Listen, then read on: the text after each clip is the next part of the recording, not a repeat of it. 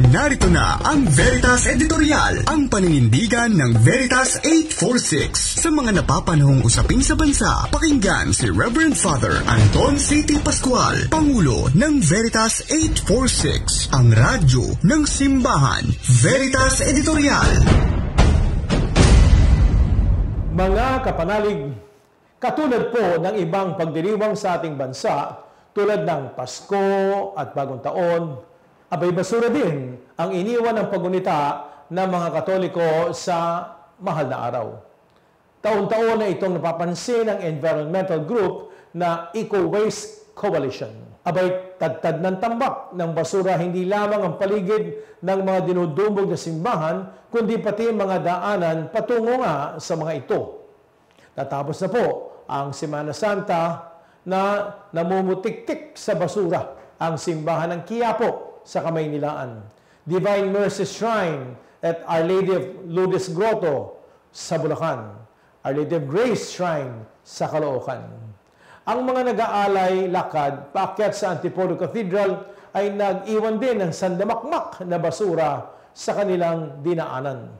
Karamihan sa mga basurang kinokolekta ng mga truck ng munisipyo ay plastic, gaya ng mga pinagkainan, kutsara at tinidor, lalagyan ng inumin at pambalot ng kandila. Dinadagdagan ng mga mananampalataya at ng mga nakikiuso lang ang kalbaryo ng ating kalikasan. Ano na ang nangyari sa kasabihang cleanliness is next to godliness? Meron pa ba niyan, kapanalig? Lumabas sa isang pag-aaral ng World Bank noong 2021 na ang ating bansa ay nagtatapon ng 2.7 milyong toneladang plastic waste taon-taon. Siguradong dumarami ang mga ito tuwing may mga espesyal na okasyon, gaya nga ng Semana Santa.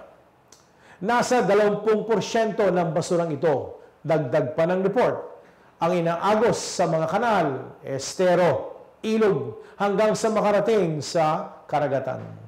Dito na lang sa Kalakhang, Maynila, case in point, kung hindi nahaharang ang basura ay nakakarating sa lawa ng Laguna o sa Manila Bay. Lumilikha ang mga ito ng lumulutang na dump site sa karagatan.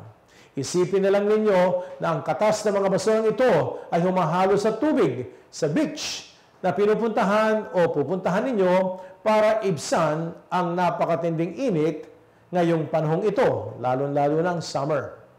Ang mga plastic po na hindi nakokolekta ay haharang naman sa mga daluyan ng tubig. At kapag tag-ulan, siguradong baha ang ating mararanasan. Kaliwat kanan naman ang mga clean-up drive ng iba't ibang grupo. Nariyan pa nga ang mga kasali sa programang Tupad na walis ng walis kung saan-saan. Tungkulin naman ng mga lokal na pamahalaan na kolektahin ang mga basura sa mga bahay-bahay. Pero kulang ang mga ito. Nakaugat ang krisis natin sa plastic sa paraan ng pagkonsumo nating mga tao. Nasa kaibuturan natin ang kailangang baguhin. Walang clean-up drive o koleksyon ng truck ang sasapat kung iresponsable tayo sa pagtatapon ng ating mga basura. Nakakalungkot na maging sa isang banal na okasyon para sa ating mga Katoliko, katulad nga ng Semana Santa, lumilitaw ang ating pagiging irresponsableng tagapangasiwa o stewards ng mundong ipinagkatiwala sa atin ng Diyos. Kitang-kita ang tinatawag ni Pope Francis na throwaway culture, isang pamumuhay na kung saan ang mga bagay na itinatapon na lang natin kapag ayaw na natin o napakinabangan na. Kasama sa mga ito ang maraming bagay na gawa ng plastic. Oo, kapanalig, ginhawang dala sa atin ang paggamit ng plastic. Hindi na natin kailangan maghugas ng mga pinagkainan natin. May magaang tayong paglalagyan ng mga inumin natin. At hindi agad masisira ang anumang ibinabalot natin sa plastic. Ngunit, perwisyo ang dala nito sa pangmatagalan, lalo na kung hindi tayo magiging responsable sa paggamit nito. Nasisira po ang kalikasan. Nahahalo na sa tubig ang tinatawag na microplastic. Nakakain ito ng mga tao at hayop at banta ito sa kanilang kalusugan. Nagdudulot ito ng baha. Mahabang listahan ng negatibong epekto ng plastic. Kaya kapanalig, gawin nating okasyon ang mga pagdiriwang natin sa simbahan tulad nga ng Semana Santa para parangalan ang ating Panginoon. Huwag ninyong dungisan ang lupaing inyong tinitirhan.